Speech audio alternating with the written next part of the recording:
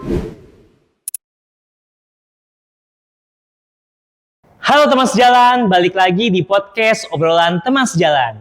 Obrolan kita-kita yang sedang berjalan di Jalan Dharma. Bersama dengan aku, Willy, yang akan memandu podcast di hari ini. Nah, teman-teman pasti tahu sebenarnya ya, siapa narasumber dan apa yang kita bahas di thumbnail pasti sebelumnya. Nah, tapi sebelum mulai, coba teman-teman klik dulu lonceng, notifikasi, dan subscribe-nya. Supaya teman-teman bisa dapetin semua video terbaru dari Cinte Youth Community. Kalau gitu langsung aja kita sambut penceramah kita di hari ini yang kita panggil dengan Li Qiangse karena bermargali ya. Li Qiangse, Chào An. Chào An, memang yang nonton Chào An juga. Oh iya, teman-teman selamat pagi, siang, malam ya, tergantung waktunya ya. Oke, baik. Oke, nah Li Qiangse, hari ini kita ngebahas topik yang kayaknya Li Qiangse banget nih, apa gitu tuh? ya. Bagaimana cara menghadapi bullying? Oh, gitu keren ya. saya tukang bully. Bukan. Bukannya. Karena basicnya kan psikologi. Iya, ya, betul. pertama. Yang kedua, trainer. Iya. Pembicara juga. Jadi Jadi kayaknya nggak ada yang lebih pas untuk ngebahas soal ini kecuali Li Qiangse kayaknya di sini ya. kirain udah berpengalaman makanya bahas. Bukannya. Berpengalaman bullying. Enggak ya, Li Qiangse baik kok ya. Baik banget nih ya. Oke, nah Li Qiangse, kita ngebahas soal bullying. Yes. Gitu ya. Apa sih sebenarnya definisi dari bullying itu? Jadi bullying itu sesuatu tindak kekerasan, tapi agak beda dengan kekerasan yang lainnya ya. Oke. Jadi kalau misalkan ada orang yang menyakiti orang lain dengan kata-kata atau perbuatan, itu kita sebut dengan tindakan kekerasan. Oke. Nah, itu tidak bisa disebut bullying. Kalau tindakan kekerasan itu dilakukan oleh orang yang sama ke orang yang sama secara berkali-kali baru disebut bullying. Oh, oke. Jadi harus ada dua karakter itu tuh. Orang yang sama ke pihak yang sama dilakukan lebih dari sekali. Tapi kalau hal tersebut nggak ada, itu namanya tindakan kekerasan biasa. Kekerasan biasa. Oh, jadi ada perbedaan nih dengan maksudnya yang membuat ini jadi bullying. Betul. Karena pelaku dengan pelaku yang sama tentunya Ya. dan korban yang sama melakukan tindakan kekerasan Yang berkali-kali ya. Berkali-kali. Bahkan dengan intensi atau tidak Nah, hitungannya. kekerasan itu kalau bullying itu menariknya gini. Karena ada dua sih.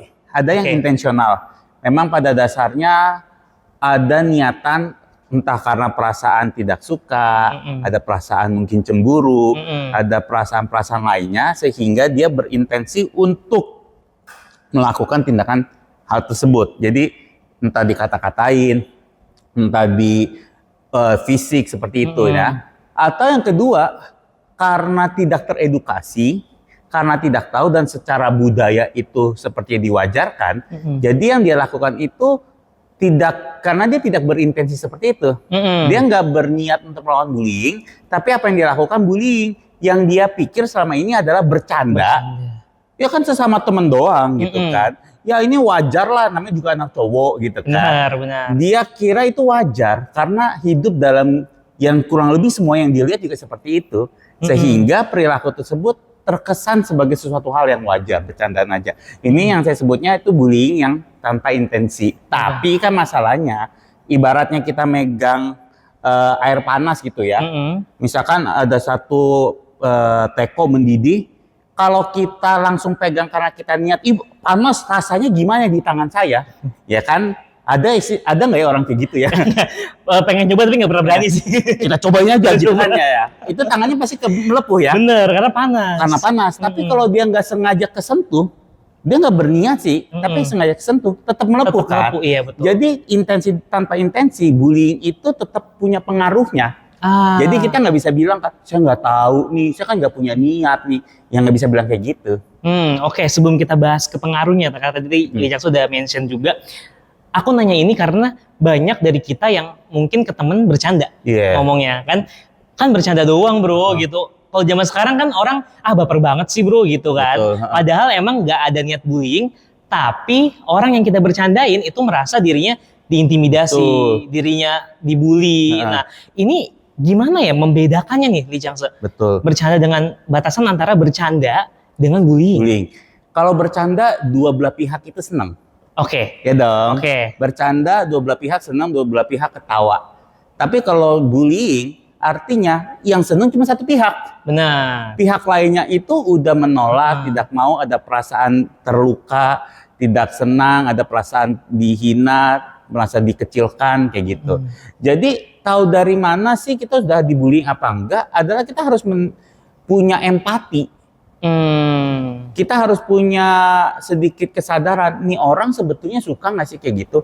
Karena kan pasti kalau sesama teman, bercandanya kita udah kelewatan, teman kita itu pasti ada dalam tanda kutip komplain dengan halus. Ah jangan gitu lagi, nggak enak gitu kan. Walaupun sambil ketawa mungkin. Walaupun sambil ketawa, tapi ketawa juga udah kelihatan nggak enak. Mungkin kadang-kadang ngomong kayak gitu udah nggak ketawa gitu. Nah, janganlah kita akhirnya ngeliat kayak gitu, gitu aja baper. Itu artinya kita kehilangan empati, kita kehilangan rasa cinta kasih. Betul. Tapi ketika kita lihat kayak gitu, kita lihat mukanya sudah berubah dan dia sudah akhirnya agak menarik diri, dia sudah ada perasaan yang tertampil di wajahnya kayak nggak senang, kita harus sadar bahwa apa yang saya lakukan bukan lagi bercanda karena dua belah pihak udah nggak ketawa. Benar. Gitu. Hanya menyakiti jatuhnya. Betul, hanya menyakiti. Oke. Ini menarik. Jadi teman-teman juga sekarang mungkin lebih ngerti nih batasan antara bercanda yang wajar dengan bullying. Bercanda yang bullying. Bercanda kan kadang-kadang kita suka gini nih merasa kayak, tuh bercandaan awalnya sih lucu. Nah, tapi lama-lama nggak lucu. Lama-lama nyebelin nih. Lama-lama nyebelin kan. Betul, artinya kan itu udah sesuai dengan definisi bullying tuh. Yang dilakukan berkali-kali gitu. Dengan pelaku yang sama ke orang yang sama. Makanya orang yang sama pasti udah nggak lucu. Nah itu sebetulnya jatuhnya ranahnya udah dari bercanda ke bullying. Udah mulai pindah ke batasan bullying. Betul. Tuh ya. Nah itu teman-teman juga mungkin yang teman sejalan di rumah udah bisa mulai mengerti nih.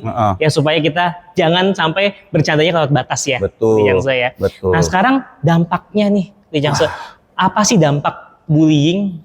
Dampak bullying, saya pernah terlibat dalam workshop dengan salah satu lembaga ya, foundation dari internasional tentang bullying ke sekolah-sekolah di Jakarta.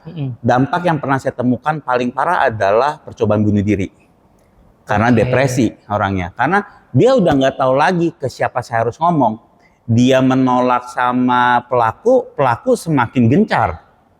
Gitu kan, karena salah satu yang menyebab bullying terjadi itu adalah ada perbedaan power. Pelaku merasa lebih senior, lebih banyak jumlah orangnya, ada perasaan lebih, makanya dia lakukan kayak gitu kan. Nah, ketika yang korban melawan malah lebih datang lagi kayak gitu. Tapi dilaporkan ke orang lain, pihak lain kadang-kadang, itu kan bercanda doang. Diwajarkan, saya bilang. Betul. Kita hidup dalam budaya di mana itu masih dianggap kenakalan remaja biasa lah gitu. Jadi ya gitu doang, kamunya aja lah, jangan terlalu itu kan cuma bercanda. Betul kan? Mau ngomong ke orang tua seringkali di rumah juga dalam kondisi di mana tidak bisa bercerita ke orang tua. Sehingga akhirnya korban bullying itu seringkali berada di tempat paling sepi. Gak tahu harus ngomong ke siapa. Betul. Jadinya. Akhirnya ditelan sendiri, perasaan gimana saya keluar dari kesepian ini adalah dengan bunuh diri. Itu banyak sekali saya temukan. Tetapi yang paling ringannya adalah perasaan stres. Biasanya nih kalau di sekolah nilainya turun tiba-tiba, dia tidak mau datang ke sekolah, itu sering kali terjadi. Jadi hal yang paling besar dalam bullying biasanya nyerangnya ke mental. Dalam bahasa anak sekarang mah kena mental gitu ya. Nah kalau udah kena mental biasanya manifestasinya ke kesehatan. Manifestasinya kesehatan bisa jadi apa? Tambah kurus bisa, tambah gemuk bisa. Karena pelariannya makan. Iya, karena orang itu meresponnya bisa berbeda. Beda-beda soalnya. Betul, ngerespon tubuhnya bisa beda. Kurang tidur juga jadi bisa, nggak bisa tidur sama sekali juga menjadi bisa, atau jadi pengen tidur terus juga bisa. Jadi tetap kebahagiaannya kesedot lah intinya kayak gitu. Itu yang paling menyedihkan dari dampak bullying. Jadi tadi kita ngebahas mungkin sekedar bercanda doang, ternyata dampaknya bisa sampai merusak kehidupan orang itu gitu loh. Buat dia sampai saya udah nggak bisa mikir masa depan nih. Contoh paling gampang saya lah. Menurut saya korban bullying tapi yang bercandaan yang jadi nggak asik. Jadi zaman saya, kalau mungkin para teman sejalan juga merasa mungkin dari para penceramah yang lain, suara saya yang paling tidak, bassnya paling baik gede gitu ya. Treble-nya paling tinggi nih gitu, penceramah treble tinggi gitu kan. Nah itu udah dari dulu di ngomongin. Saya bayangin sampai buku tahunan saya, itu kan biasanya William. Di sampingnya ada tulisannya orang yang catatannya ya. Tulisannya adalah suara Donald Bebek. Saya dari SMP sampai SMA di ngomongin kayak gitu terus. Sampai akhirnya tuh saya benar-benar punya masalah untuk ngomong di depan. Saya sangat takut untuk ngomong di depan. Saya sangat takut untuk pegang mic. Saya sering kali kalau di sama keluarga suruh nyanyi misalkan karaoke saya nggak berani. Ngomong di depan saya nggak berani. Dulu saya jadi ketua OSIS bahkan harus kasih ngomong sesuatu. Saya sakit. Sampai benar-benar sakit badannya ketika memikirkan harus ngomong. Sampai akhirnya orang lain yang gantiin saya.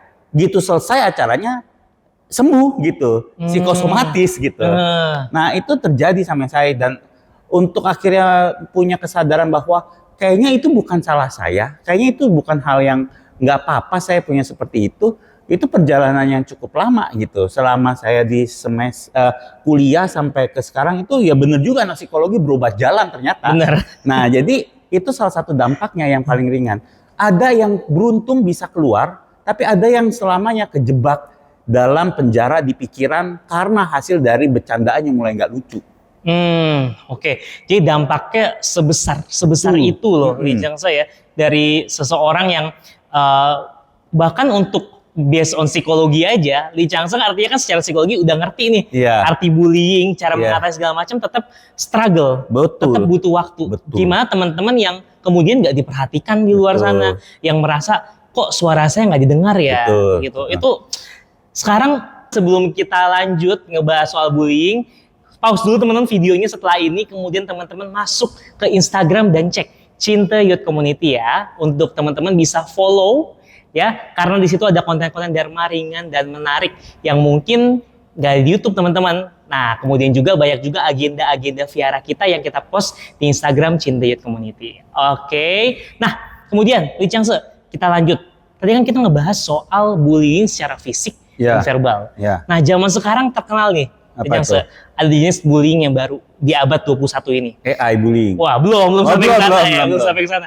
Nggak tahu ya ke depan atau enggak ya. Cuma yang mau kita bahas adalah cyberbullying ya, di mana kita ngebully menggunakan jari gitu. Nah, tuh gimana nih fenomena ini, Lee Chang-se? Nah, cyberbullying ini sebetulnya kalau dibilang apakah masuk ke dalam definisi bullying tradisional? Itu sepertinya agak tidak. Karena kan biasanya orang itu yang merasa terkena cyberbullying itu diserang rame-rame. Betul. Jadi karena yang nyerang itu bisa lebih dari 10 orang, dampaknya itu gede banget. Tapi orang yang menyerang kan dia tidak mengulang berkali-kali. Betul. Ya kan tidak ada pengulangan, pelaku dan korban juga mungkin tidak sama, dia hanya dilakukan sekali. Tetapi dia menerima hate speech yang bertubi-tubi. Jadi kurang lebih sih seperti itu. Ada perbedaannya, mungkin ada pergeseran, kayak gitu. Tapi itu cyberbullying sebetulnya memiliki nuansa yang kurang lebih sama. Nah, permasalahannya cyberbullying itu seringkali kita lebih enteng. Kita sebagai manusia lebih enteng dan lebih rentan untuk jadi korban. Karena kita rasanya kan nggak ketemu ngeliat orangnya. Kalau kita ngeliat orang nih, ngeliat mukanya, tatap mukanya, mau ngomong sesuatu yang tidak nyaman gitu kan. Pasti akan mikir gak sih? Pasti mikir. Terus mungkin ada perasaan bersalah juga. Betul. Tapi kalau dalam cyberbullying kan kesannya kita private. Hanya bersama dengan handphone kita saja. Betul. Jadi dan kita ada punya kesan nuansa bahwa saya nggak dikenal. Sehingga ada perasaan bebas untuk ngomong sesuatu yang nggak mungkin kita ngomong di dalam kehidupan nyata. Betul. Yang mungkin kalau kita ketemu dan kenal orangnya kayaknya nggak akan ngomong itu untuk juga. Ngomong itu kayaknya. Karena kita nggak kenal dia, kayaknya kita private, nggak ada orang yang tahu saya itu siapa. Makanya enteng dan menjadi lebih, kadang-kadang lebih dari apa yang biasa kita ngomongin gitu.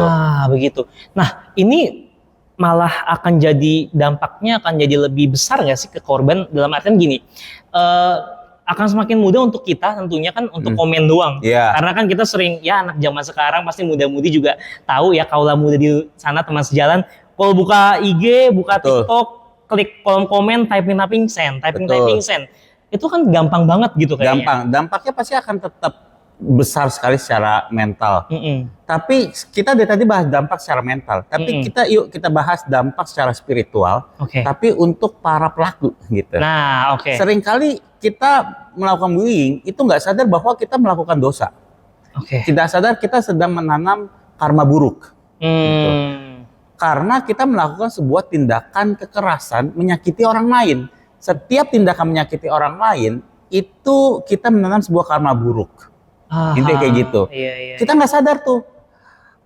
Dan apalagi di bagian bullying yang kita nggak ada intensinya, kita pikir bercanda. Betul. Jadi bercanda udah cuman senangnya cuman saya, tapi ya dosanya juga cuman saya gitu. Jadi itu bahaya banget. Kenapa? Karena kalau kita melakukan sebuah dosa yang besar, perbuatan tidak enak yang besar, kita pasti mikir. Betul. Tapi kalau bercanda kita nggak mikir. Benar. Tapi itu bocor terus tuh. Kita susah payah mengumpulkan pahala berbuat baik, bocor terus untuk sesuatu yang kita pikir cuma bercanda doang. Betul. Karena apa bocor? Karena yang kita lakukan walaupun bercanda menyakiti orang. Itu kita menanam karma buruk, intinya kayak gitu. Cyberbullying juga kayak gitu. Kita lebih parah, kita merasa itu enteng aja nulis send. Tapi kita sedang menanam karma buruk terus gitu. Sampai satu titik hukum Tuhan itu pasti adil. Satu titik kita harus membayar itu semua. Betul. Kalau kita merasa kok saya ya selama ini sudah melakukan amal kayaknya sering, kewihara sering, kok yang saya terima karma baik saya nggak datang-datang, kok karma buruknya kayak banyak sekali kesulitan. Kita harus berkaca, jangan-jangan kita melakukan sebuah bullying yang kita nggak tahu, yang kita sadari.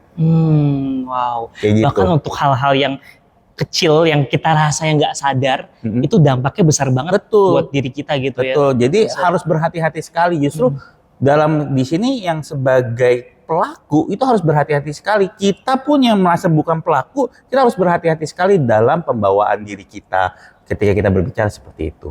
Harus ada empati di sana. Betul. Kita harus lihat kondisi juga mungkin ya Licang saya. Yeah. Kalau gitu Licang sekarang next mungkin untuk para pelaku bullying, ya kira-kira ada pesan nggak nih? Jangan ya. Say no to bullying. Ya betul. Kan pesannya gitu ya. Benar. Tapi yang harus dilakukan adalah bukan cuma buat pelaku bullying. Karena seperti saya bilang, saya lebih percaya orang melakukan bullying karena dia tidak sadar. Kayaknya jarang deh orang yang benar-benar melakukan bullying itu kayak di sinetron kayak saya bully kamu. Kayak jarang gitu ya dalam kehidupan nyata. Lebih intensinya adalah bercanda, tapi tidak sadar bercandanya udah nggak asik, bercandanya udah kelewatan, dan bercandanya sudah menyakiti orang lain. Nah, oleh karena itu kita harus menyadari sekali bahwa apakah yang saya ngomongin ini punya cinta kasihnya. Juga menimbulkan kesadaran cinta kasih itu termanifestasi juga kepada kesadaran kita terhadap orang lain. Dia selama kita bercanda, dia menikmati nggak? Dia senyum sih, senyumnya tuh senyum menikmati, senyum tertawa bersama atau senyum kecut. Iya, atau malah nggak senyum ujung-ujungnya. Atau nggak senyum. Nah, itu yang harus kita perhatikan. Dan ingat baik-baik, setiap tingkah laku kita itu terhitung. Hukum Tuhan pasti adil. Kalau kita ada menyakiti satu orang, suatu saat apa yang kita lakukan akan berbuah balik kembali ke kita.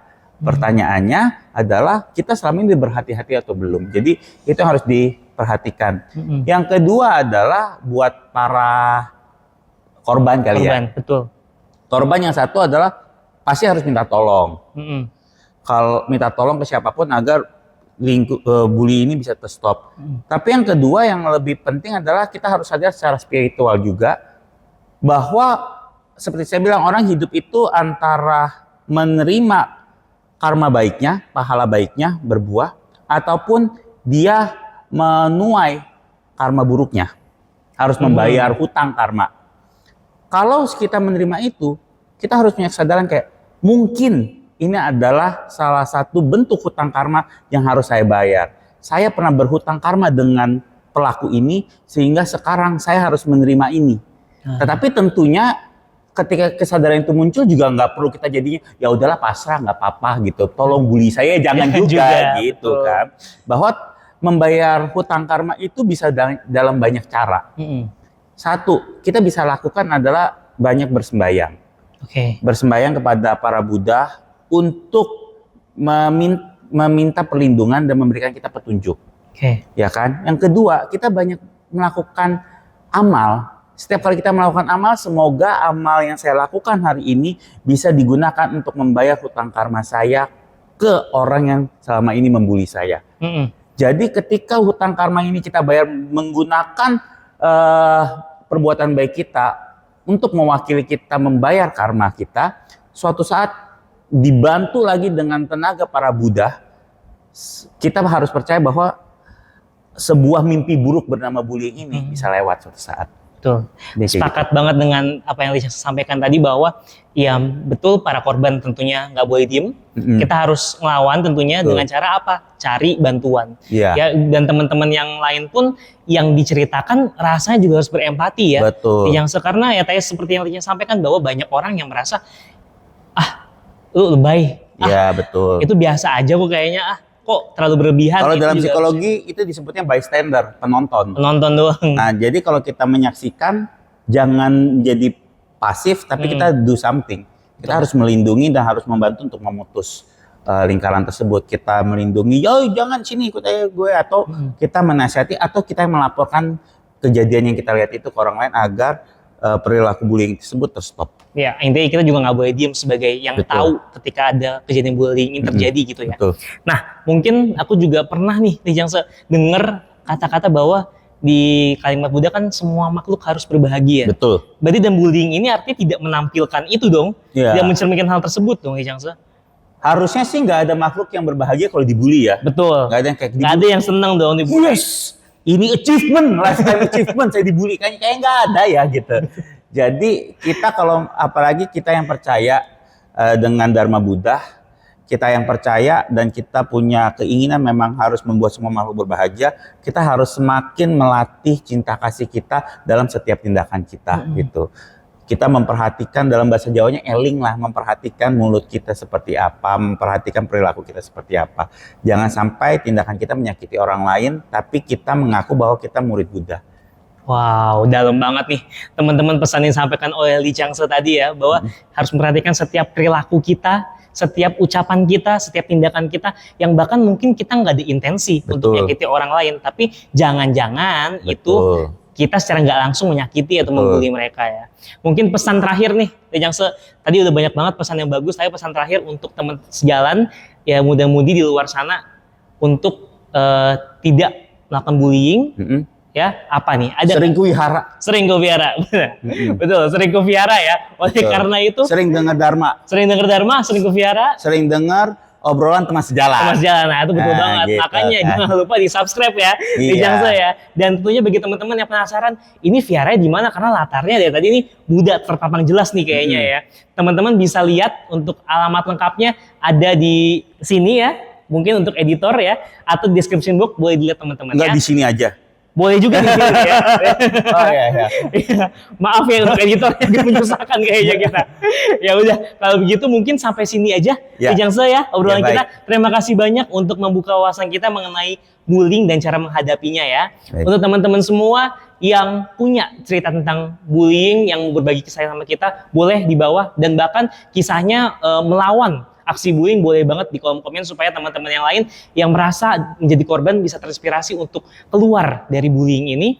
Dan kalau ada lagi topik-topik lainnya yang menarik dan pengen dibahas dari sisi ketuhanan, boleh untuk komen di bawah ini ya. Terima kasih semuanya, jangan lupa untuk like ya, share dan juga subscribe supaya bisa dapat notifikasi dari video podcast kita selanjutnya. Terima kasih semuanya, dadah.